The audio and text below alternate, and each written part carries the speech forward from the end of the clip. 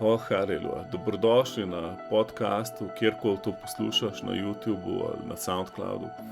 In upam, da ta duhovna rast, ki jo ima Bog zate pripravljeno, da lahko del tega Božjega plana doživljaš vsak dan, ko se vključiš v te vdaje. In kratko daje, par minut na dan, verjamem, da lahko spremenijo tvoje življenje. Pavel, ki je slišal o veri in ljubezni Efežanom do vseh bratov in sester, se je nenehno za njih zahvaljeval in molil, in to vidimo v 15. vrstici. Zaradi tega se neneham zahvaljevati za vas in se vas spominjati v svojih molitvah, da bi vam Bog, našega Gospoda Jezusa Kristusa, Oče slave, dal duha modrosti in razodetja. Oče, jaz molim duha modrosti in razodetja na vsakega, ki zdaj to posluša. Lahko si rečeš, jaz imam Božjo modrost. Hvala ti, Gospod, da si mi dal svojo modrost. Hvala ti, da v vsaki situaciji, tudi če nimam odgovora, imam tvojo modrost.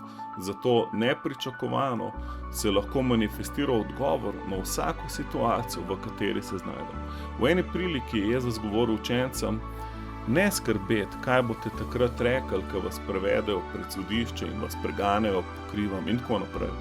Prav ne skrbeti, zato ker jaz vam bom v tistem trenutku dal modrost. Jaz bom vaša usta, je rekel, in vaša modrost, ki se ji poglavari tega sveta ne bojo mogli upirati. In kaj bojo videli? Da je Bog z nami. In bojo začeli slaviti koga? Ja, našega Boga, haleluja. In to je cilj vsega skupaj, da duh modrosti in razodetja nam kaže stvari, ki jih z navadnim očesom ne bi mogli videti.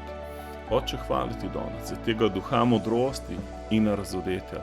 In razodetje ti da pa še nekaj drugega. Lahko ti razodene stvari, katerih te Bog hoče rešiti. Lahko hudič nekaj planira proti tebi. Lahko so določene stvari v tvojem življenju, kjer zgubljaš blagoslov.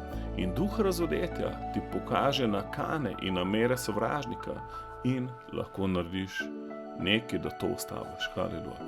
V spoznanju njega in razsvetljene oči srca. Oče, hvala ti, da ti razsvetljuješ oči našega srca, da bi vedeli, v kakšno upanje vas je poklical.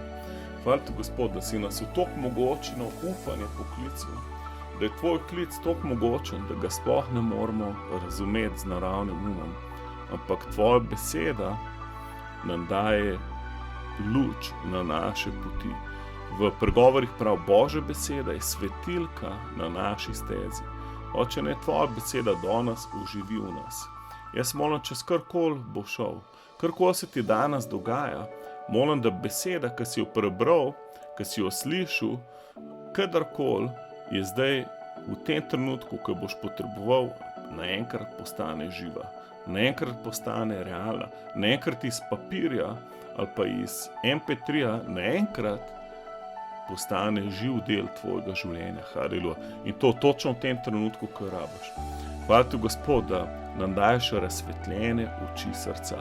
In to pomeni razsvetljene oči naše domišljije v prevodu, ker je beseda dianoja, ker pomeni ta del možganov, s katerim gledamo v slikah.